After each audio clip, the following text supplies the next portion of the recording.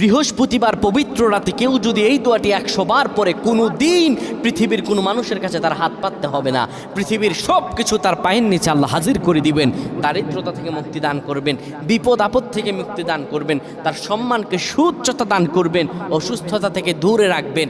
আল্লাহর অশেষ দয়া ও রহম তাকে দান করে দিবেন। সুবহানাল্লাহ। বৃহস্পতিবার রাত এটি গুরুত্বপূর্ণ রাত। এই রাত সপ্তাহে একদিন আসে। আরবিতে রাত আগে আসে, দিন পরে আসে। সুতরাং বৃহস্পতিবারের যে দিন গিয়ে রাত, এটি বৃহস্পতিবার রাত নয়, এটি শুক্রবারের রাত, এটি জুমাবারের রাত, এটি দোয়া কবুলের রাত, আল্লাহর কাছাকাছি হওয়ার রাত। সুবহানাল্লাহ। এই বৃহস্পতিবার রাত আল্লাহ তাআলা বান্দার দোয়া কবুল করেন।